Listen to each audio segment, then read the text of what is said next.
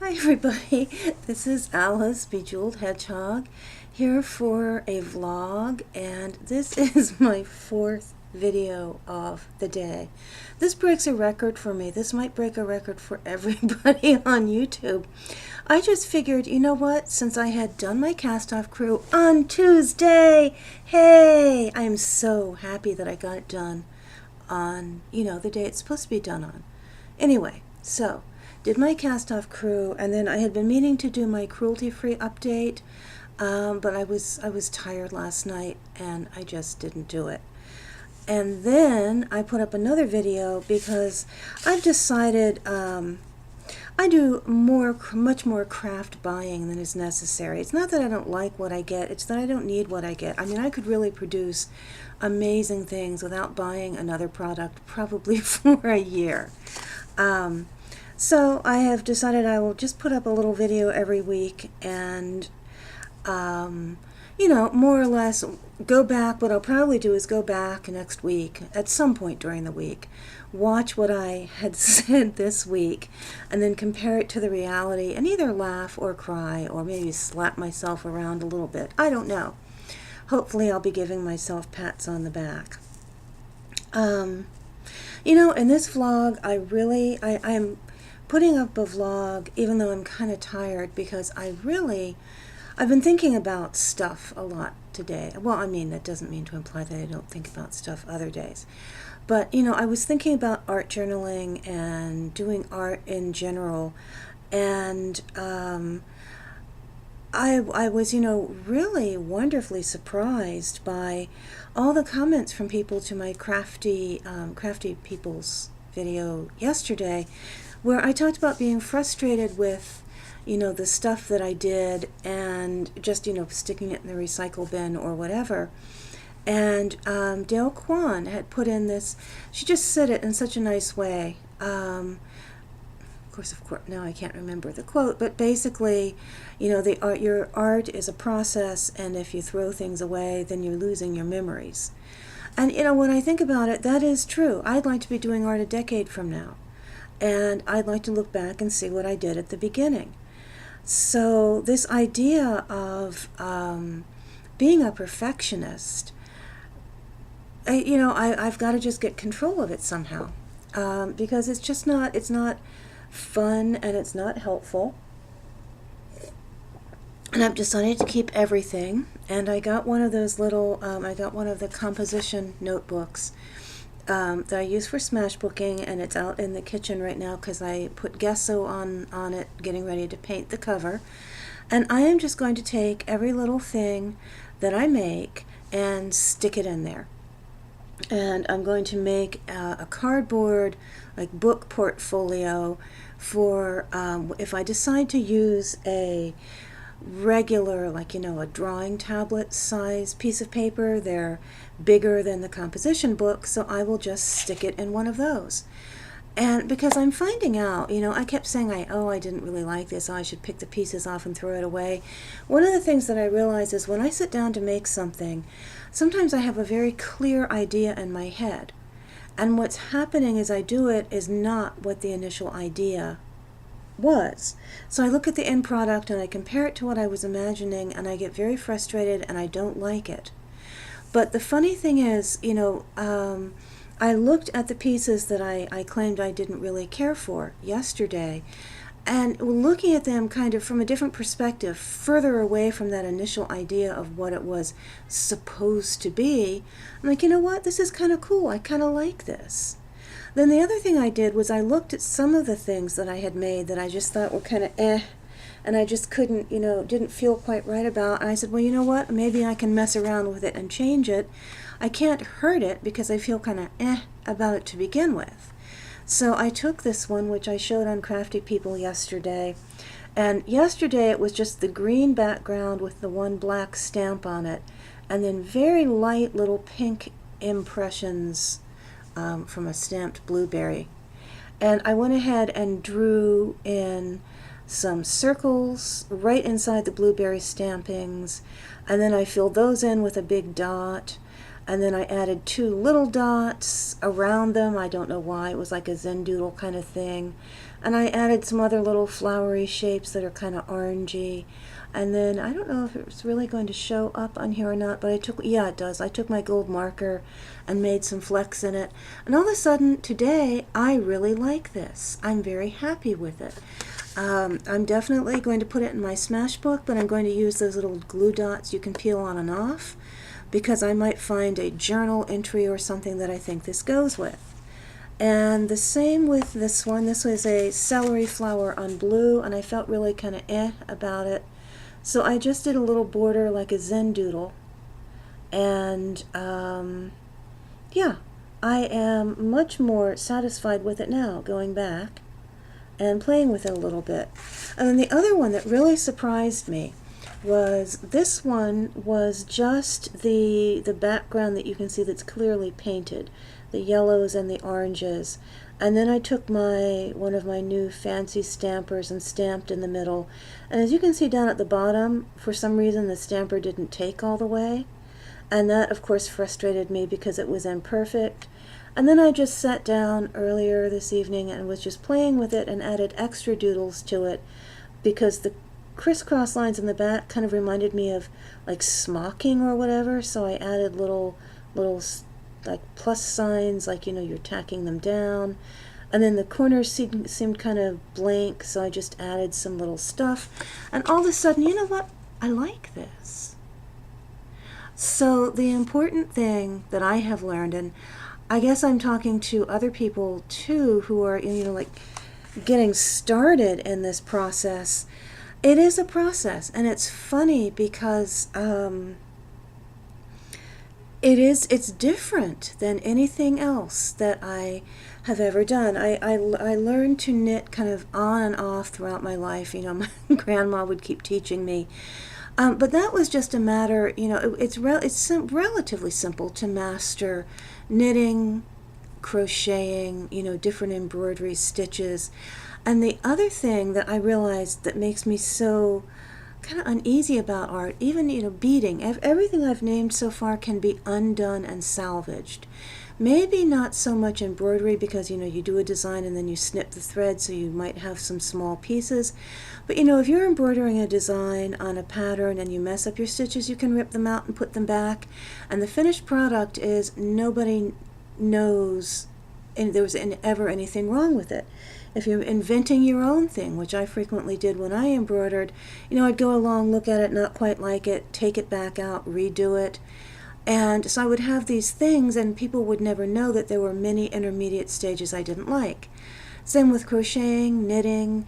You know, as painful as it is to unravel something and wrap it up in a ball of yarn, when you're done, you just have a new ball of yarn, or, you know, the ball of yarn you had to start with. And I think that's kind of what is different. Oh, the same with beading. I mean, whether you string them, you know, they have the bead boards with the little indentions in them. You know, a lot of people use those. Or you can just put them on the carpet. When I make my charms, I will thread the beads onto a pen, but I won't necessarily do the wrap and make the loops and close them off until I have a whole bunch of little charms, and I pick and choose, do I like this one, do I not like this one, lay them out how I want them. And there's all kinds of rearranging and fiddling in this whole process that no one ever knows or sees, because you have this big, long, let's fiddle with it and make it right, and then you kind of seal everything up and it's done. And, you know, you can make a mistake. You can put too many charms over here and leave one off over there, and then you just go back and you redo it. Everything that I've done pretty much as a hobby so far has had that sort of backtracking capability. But when paint goes on paper, or ink or marker or whatever, you know, it's there. And I think, I kept thinking, why is it that I feel so funny about this? I feel so much more uneasy. I don't have that backtrack step. And then this is the other funny thing. For somebody who can buy books and craft supplies, give me a sale or a coupon and away I go, I am an amazingly cheap person. I like to use cleaning rags instead of paper towels. This is embarrassing to admit, but, you know, like if I wipe off the counter just because there's, water dripping on it from rinsing off the dishes, and I happen to use a paper towel, I will lay that paper towel back out to dry again and reuse it. So I think that I have this element of cheapness in me that hates to see something, not just time being wasted, because sometimes the process of getting to the point where I say, what on earth is that? Ugh, was actually kind of fun until it started to all go downhill. But it's this frustrating feeling of I've wasted paint, paper, ink, whatever. And that's just something I have to get used to. It is true, when you make a little scratch, here, I'll show you this. I hadn't really wanted to. This is what I did not like the way this worked out. I just did not like it. And I kept trying to salvage it and do things to it. You can see little edgings and, things that I did, and I just looked at it and I said, okay, this is not happening for me. So I flipped it over and I did a different side. So, yeah, you have some wiggle room, at least I do. I can flip things over. If I don't like one side, I can use the other. But then, I just have come to the conclusion I don't go into the art supply aisle at Michael's or AC Moore, and I don't go to the art supply stores because they are expensive. And yes, if you are using really expensive things, at least for me, it puts that edge on it, like, oh, don't want to screw this up.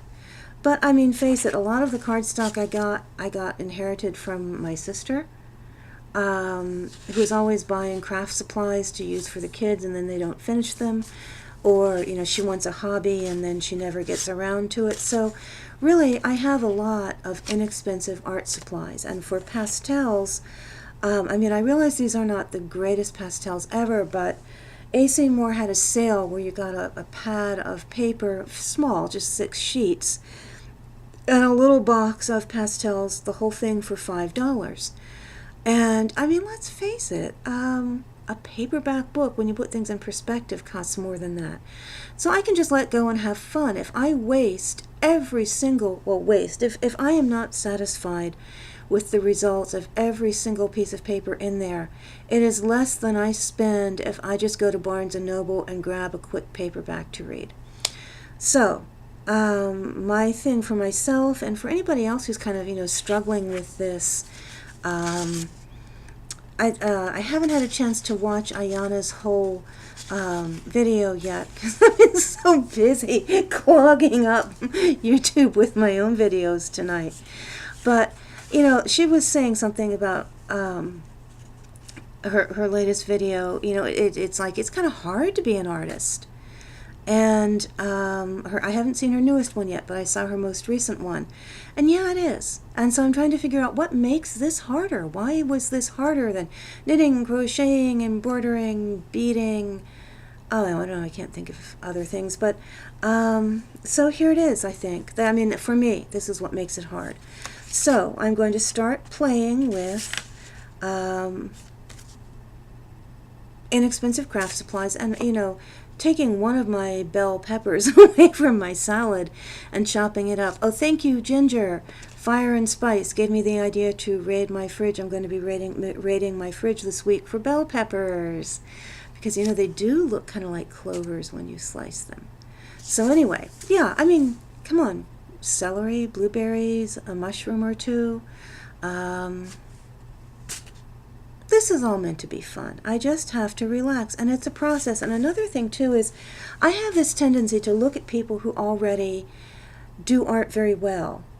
And, there are elements to art that I think you can take it to so many levels. You can just stick to what you make without any specific training other than, like how to use the materials, which end of the brush has the bristles on it. Or you can take it into a lot of serious art classes. I have been watching Dale Kwan, and she does a beautiful job. But she has also been doing her vlogs about an art class that she takes. Same with Andi. Andi Believes. She's taken art classes.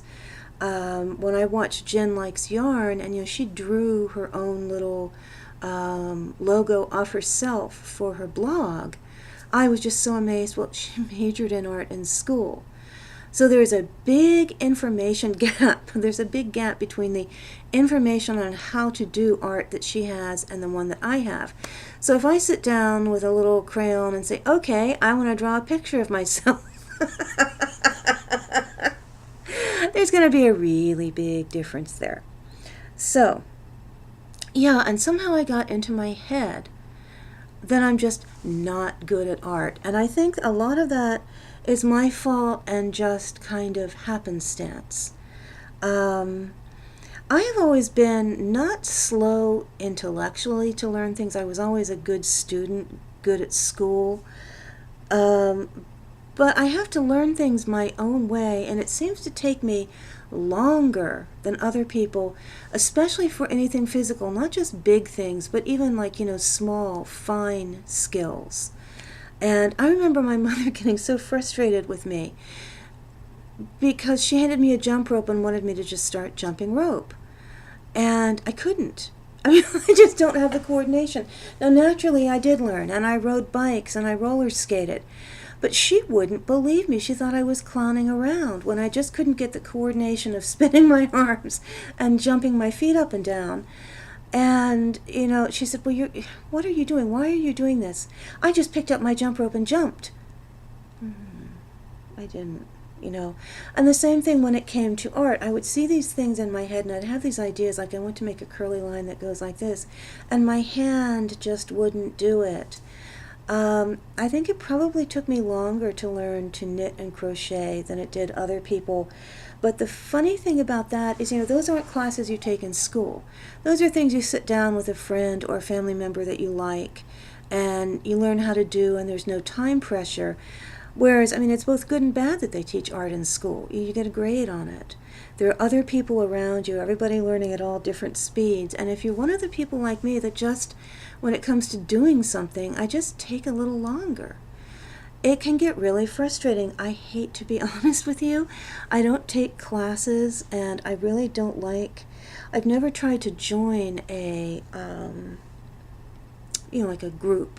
Like a knitting group or a crocheting group that meets in a local pub or whatever, because I'm embarrassed. I've had so many people tell me, oh, you hold your hook wrong. Oh, you're holding your needles wrong.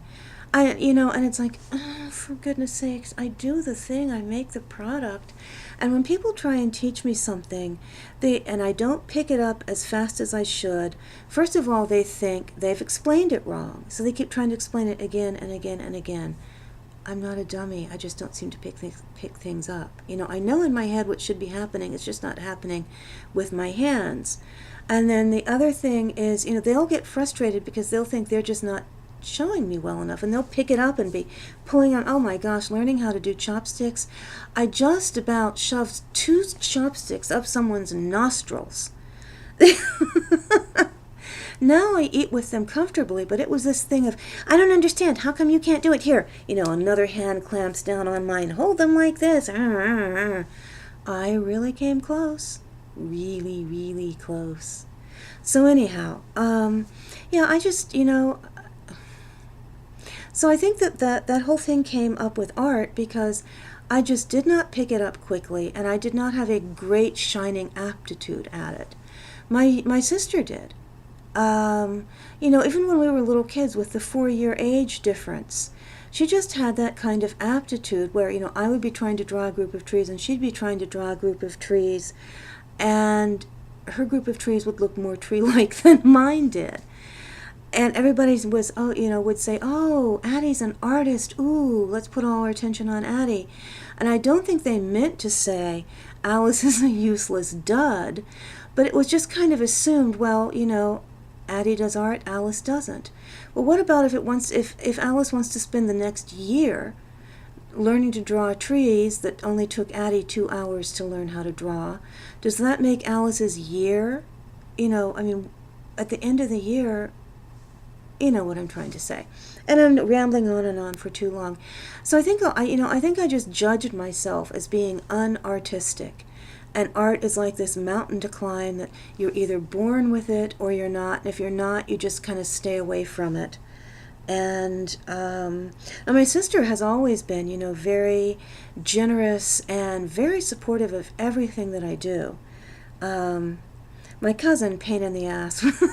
I shouldn't be so nasty, but she would always tell me, "Oh, I'm holding my pencil wrong, my pen wrong. Oh, I don't like your handwriting. Why don't you write freely and loopy? And why do you grasp it sort of blah blah blah?" And one day she called me fumble fingers. You don't know how close so many people in my life have come to having, the article that I'm supposedly using incorrectly rammed into their nostrils, or their ears, or whatever orifice is closest. So anyhow, oh boy, this is turning into a rant. I should have worn my devil horns. But, yeah, I just have to get over that. Because I never felt that I was good at it, that I was qualified to enter the inner circle of people who were able to do art, I never tried to acquire the knowledge. I mean, obviously my drawings will look flat and childlike because I never took the time to learn perspective, either from a book or from YouTube or from a class. I remember my sister, who took art classes all through school, doing all these things that seemed very complicated and interesting to me. So I have two things really, I guess. Oh, this is quite a ramble. The first thing is I have to understand that everybody learns at different speeds, and it really does not matter. I mean, people associate aptitude with, the ability to pick something up quickly a lot of the time. And yes, my sister has real skill and talent, and she seemed to always have very good control over her fine motor skills. I didn't. But that does not make my desire for art any less valid. It does not make the fact that, it takes me longer to get the hang of it, to develop the muscle memory and to pick things up than other people. I am embarrassed kind of and shy, and that's why I don't like to take a lot of recreational art classes, because invariably everybody else has moved on to the next step and the teacher is still frustrated with me, whereas when she just goes away and leaves me alone and I can just do my little step over as many times as I need, I'm fine. So anyway, I have to get over that. I have to stop kicking myself. Just different people have different speeds. My speed is fine. It's mine. And then, as time goes on, as I decide how much I enjoy it and how much of my time I want to put towards other things, that will control how much time I want to spend learning new techniques. Do I want to learn figure drawing? Do I want to learn charcoal sketching? Whatever those things are. And be aware that, yes, I might be very fast at learning things by reading a book, but I will be, if I compare myself to everybody around me, I will be slower when it comes to learning the manual things. And I just have to accept it, because what I make at the end is nice. So, I don't know if this is just mainly me trying to figure myself out, but hopefully there is somebody out there who is, kind of like me and maybe intimidated by it all and just doesn't want to start the process. And actually, the process is not as hard as I make it out to be for me. So it probably is not as hard as you make it out to be for you. So, enough about that. Oh, today was a fabulously, gloriously beautiful day. Crisp, cool. The sky was an amazing shade of blue. Just perfect and beautiful. Ah, wonderful. It's been quite a while since I got up, because I had all my windows open last night. I got up chilly. And it's so cool when when you take your shower in the morning and you're a little chilly and you step under that nice warm water, instead of, it's a little hot, the air conditioner's droning, the humidity's high. You have to take a cool shower because, you don't want to get hotter and stickier. So anyway, this morning was a marvelous treat, a great little break. Anyway, that's it for now. Way too much Bejeweled Hedgehog from one day. Way, way, way too much. Okay, everybody have a good night. Bye.